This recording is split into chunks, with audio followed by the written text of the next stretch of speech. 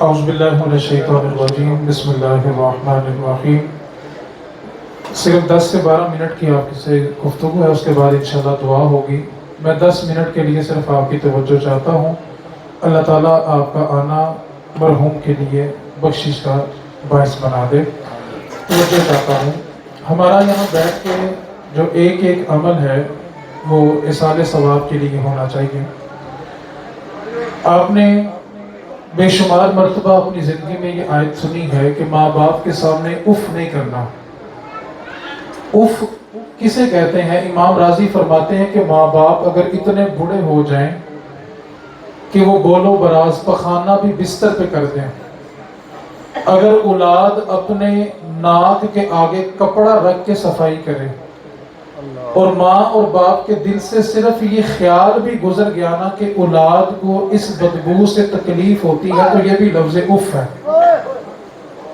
اتنی بھی رخصت نہیں ہے اولاد کے لیے کہ وہ اپنے ناک کے آگے کپڑا رکھ کے صفائی کرے۔ ماں باپ کا احترام یہ ہے۔ اصل میں ہم جب بیٹی کو اپنے گھر سے رخصت کرتے ہیں تو جہیز اتنا دیتے ہیں کہ بعض اوقات بیٹے والوں کا گھر چھوٹا پڑ جاتا ہے، اور بیٹی کو قرآن کے سائے میں رخصت کرتے ہیں۔ کسی بھی ذی شعور بندے سے پوچھو کہ بیٹی کو قرآن کا سایہ کیوں دیا، ایک ہی جواب ملے گا کہ قرآن کی برکت ہوگی تو بیٹی کی زندگی میں سکون ہوگا۔ آپ سوچیں، قرآن سر کے اوپر ہو تو اتنی برکت ہے، وہ قرآن سینے کے اندر ہو تو کتنی برکت ہوگی۔ ہم نسلوں کو رسم و رواج دے رہے ہیں، دین نہیں دے رہے۔ صرف 2 باتیں کرنی ہیں، 7 سے 8 منٹ باقی ہیں، توجہ چاہتا ہوں۔ ہم اپنے جانے والوں کے لیے جو اصالِ ثواب کرتے ہیں وہ 2 طرح کا ہوتا ہے۔ ایک ہوتا ہے کہ ہم مہمانوں کو بلاتے ہیں، محفل کرواتے ہیں۔ دوسرا، ہم اپنے جانے والوں کے لیے کھانا پکاتے ہیں۔ ہم ایک شادی ہال میں جمع ہیں، جب تک یہ بلڈنگ رہے گی اس کے بنانے والے کو نفع ملتا رہے گا۔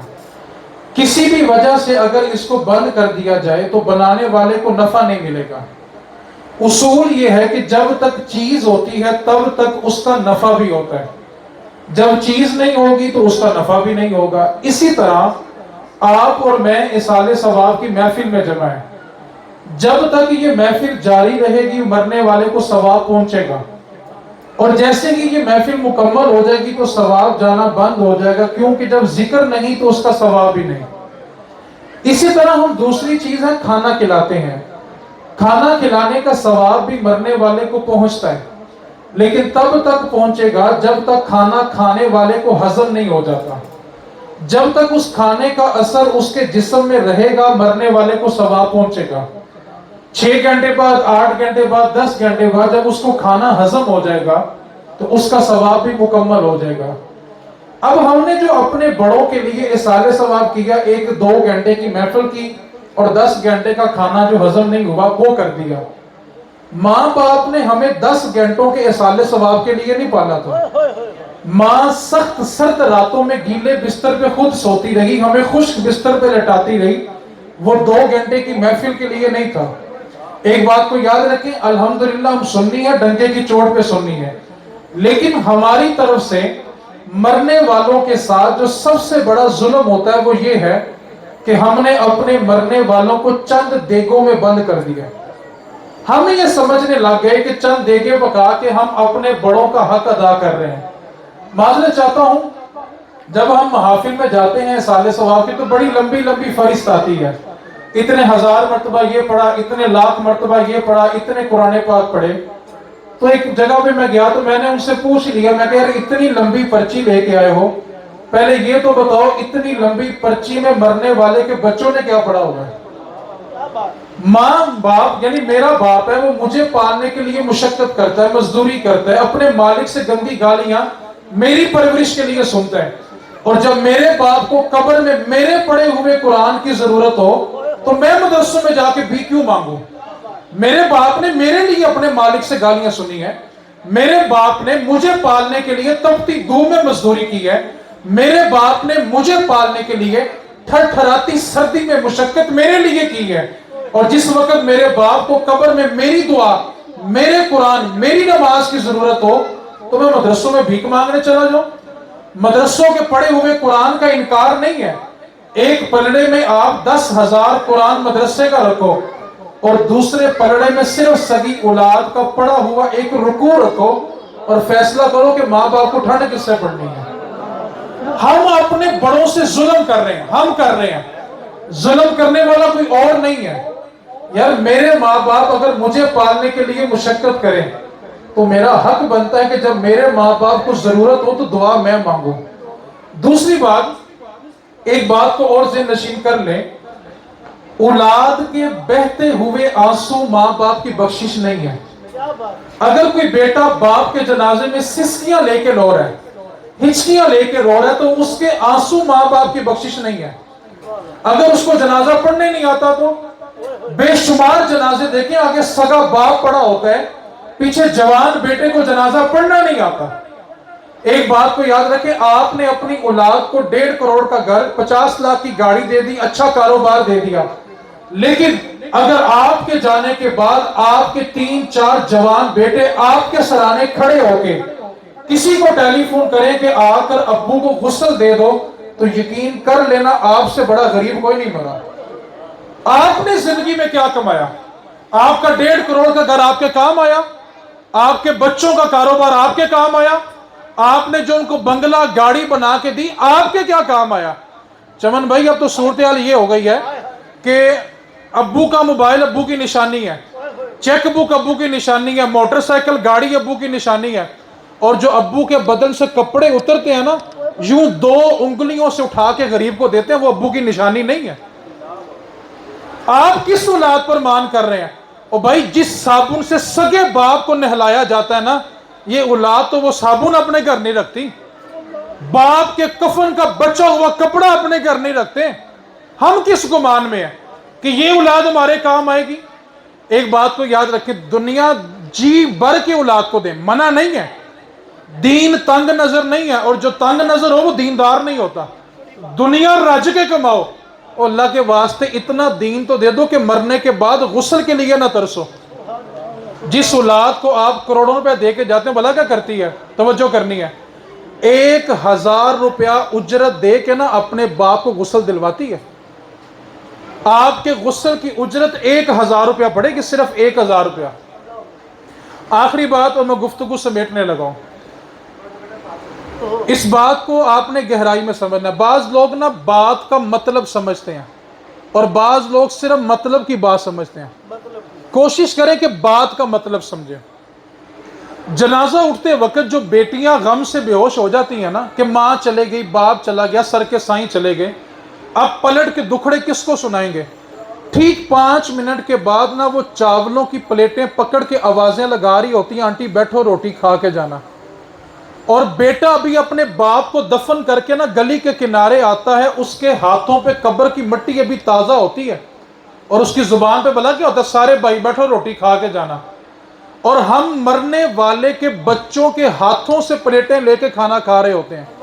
آپ مجھے بتائیں، مرنے والوں کے بچوں پر اس سے بڑا ظلم کرنا کوئی باقی رہ گیا؟ اگر دین سننا ہے نا، جس وقت جعفر طیار رضی اللہ تعالیٰ عنہ شہید ہو گئے، رسول رحمت صلی اللہ علیہ وسلم اپنے گھر تشریف لائے اور گھر والوں سے فرمایا، سنو، جعفر کے گھر والوں پہ قیامت ٹوٹی ہے، تم کھانا تیار کرو، میں محمد خود ان کے گھر میں کھانا لے کر جاتا ہوں۔ دین کا یہ پہلو بھی بیان کرنا چاہیے نا۔ حضور فوتگی والے گھر کھانا لے کر گئے ہیں، وہاں جا کر ان کے بچوں کے ہاتھوں سے چاولوں کی پلیٹیں نہیں کھینچی۔ آپ سے میرا سوال ہے، توجہ کرنی ہے میری بات پر، توجہ کریں گے تو جملہ سمجھ آئے گا۔ جب جنازہ چلا جاتا ہے، اس کے بعد جب مہمان چلے جاتے ہیں، آپ دریوں کی حالت دیکھیں، جہاں پر پھل کے چھلکے، بوٹیوں کی ہڈیاں پڑی ہوتی ہیں۔ کیا کوئی بندہ ان دریوں کے سرانے کھڑا ہو کے کہہ سکتا ہے کہ یہاں سے کسی مسلمان کا جنازہ گیا کہ دعوت ہوئی ہے؟ ہم مرنے والوں کے ساتھ کیا کر رہے ہیں؟ مہربانی کریں، اصالِ ثواب کو اصالِ ثواب رہنے دیں، اس کو رسم و رواج نہ بنائیں۔ چیلم ہونا تو ساری اولاد بیٹھ کے مشورہ بھلا کیا کرتی ہے؟ ختم دلانا کہاں ہے، بلانا کس کو، پکانا کیا ہے؟ کیا کبھی کسی ساری اولاد نے بیٹھ کے یہ مشورہ کیا کہ اپنے باپ کے لیے ایک ایک قرآن ہی پڑھ لو؟ یعنی ہم نے ماں باپ کو دیگوں میں تول دیا۔ مہربانی کریں، ماں باپ کو جو چاہیے نا اس کے لیے وہ کام کریں۔ آخری جملہ جو میں کہنے لگا ہوں، آپ مجھے بتائیں، ہم کہتے ہیں کہ مرنے والے کا بیٹا اگر ڈاکٹر ہو تو اس کے جنازے میں زیادہ لوگ کون آئیں گے؟ پیچھے والوں کو آواز آ رہی ہے؟ بولے تو کون آئے گا جی؟ مرنے والے کا بیٹا اگر انجینئر ہو تو، دکاندار ہو تو، جیسے سارے دکاندار آگے بیٹھے ہوئے ہیں، سوچو مرنے والے کا بیٹا اگر عالم دین ہو تو، حافظ قرآن ہو تو، بتاؤ جہاں تک نگاہ اٹھاؤ گے نا تمہیں علماء نظر آئیں گے۔ فیصلہ آپ نے کرنا ہے کہ آپ نے اپنا جنازہ کیسا کرنا ہے۔ مولا علی شیر خدا رضی اللہ تعالیٰ عنہ فرمایا کرتے تھے، جب کسی کے ساتھ دوستی لگاؤ تو اس بات کو یاد رکھو کہ تم اپنے جنازے کی پہلی صف جمع کر رہے ہو۔ جیسے تمہارے دوست ہوں گے نا ویسی تمہاری جنازے کی پہلی صف ہوگی۔ اب فیصلہ آپ کریں کہ آپ کا جنازہ کیسا ہوگا۔ آپ نے دوستی تو بڑی وسیع لگائی، بندے بڑے اکٹھے کر لیے، 1000 بندوں کا جنازہ ہو اور پڑھنے والے 10 بھی نہ ہو، آپ نے 1000 بندہ کیا کرنا ہے؟ یہ فیصلہ کریں کہ آپ کا جنازہ پڑھنا کن لوگوں نے ہے، کیا اس میں پڑھنے والے بھی ہیں کہ نہیں ہیں۔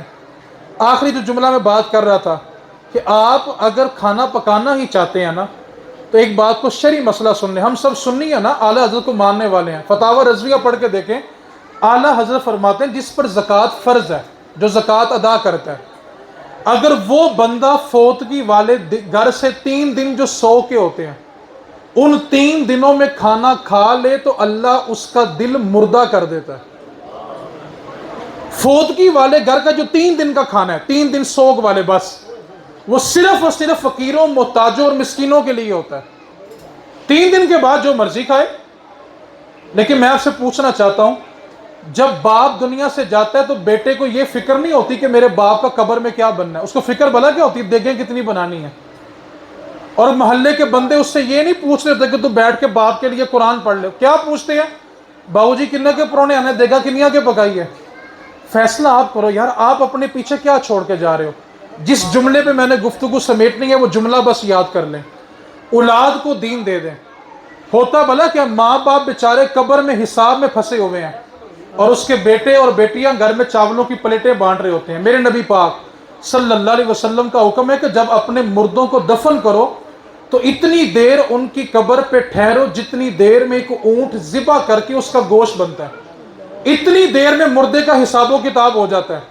آپ فیصلہ کریں، اگر نیچے قبر میں باپ سے پوچھا جا رہا ہو کہ بتا تیرا رب کون ہے، سوال کیا جا رہا ہے اس سے کہ بتا تیرا رب کون ہے، اور اسی باپ کے سرانے بیٹا اوپر بیٹھ کے پڑھ رہا ہو الرحمن الرحیم مالک یوم الدین، میرے نبی کا فرمان ہے کہ جب زمین والے آسمان پر دیکھتے ہیں نا تو ستارے چمکتے ہوئے نظر آتے ہیں، اسی طرح جب آسمان کے فرشتے زمین کی طرف دیکھتے ہیں تو وہ جگہ ستاروں کی طرح چمک رہی ہوتی ہے جہاں پہ اللہ کا قرآن پڑھا جا رہا ہوتا ہے اور اللہ کی رحمت کے فرشتے اس کو گھیر لیتے ہیں۔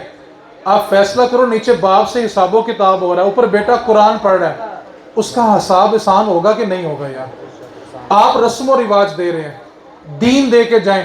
چیلم کے لیے یہ فکر نہ ہو فروٹ کتنا آنا ہے، چنے کتنے آنے، دیگیں کتنی آنی، یہ فکر ہو کہ اپنے باپ کے لیے قرآن پڑھنا ہے۔ اور اس سے بڑا لمحہ فکریہ کیا ہوگا؟ سارے مہمان دعا مانگ رہے ہوتے ہیں، جس کا باپ ہوتا ہے نا وہ لوگوں کی جولیوں میں فروٹ کے شاپر رکھ رہا ہوتا ہے، اس کو اس وقت بھی باپ کے لیے دعا مانگنا نصیب نہیں ہوتی۔ مہربانی کریں، اصالہ ثواب کریں، جی کھول کے کریں، لیکن کوشش کریں یہ دیکھیں کہ مرنے والے کو چاہیے کیا۔ مرنے والے کو یہ چاہیے کہ اس کی نسل اس کے لیے کچھ پڑھے۔ اگر آپ چاہتے ہیں کہ آپ کے جانے کے بعد آپ کی قبر روشن رہے تو اپنی نسل میں سے ایک بچہ دین پہ لگا دیں۔ ہم کہتے ہیں خاندان میں ڈاکٹر ہونا چاہیے، انجینئر ہونا چاہیے، وکیل ہونا چاہیے، تھانے دار ہونا چاہیے، وہ خاندان میں ایک عالم ہونا چاہیے۔ کم از کم غسل کے لیے نہیں ترسیں گے۔ اب جس کے جی میں آئے وہ حاصل روشنی کرے، اب جس کے جی میں آئے وہ حاصل روشنی کرے۔ ہم نے تو دل جلا کے سر عام کر دیا، وما علینا الا البلاغ المبین۔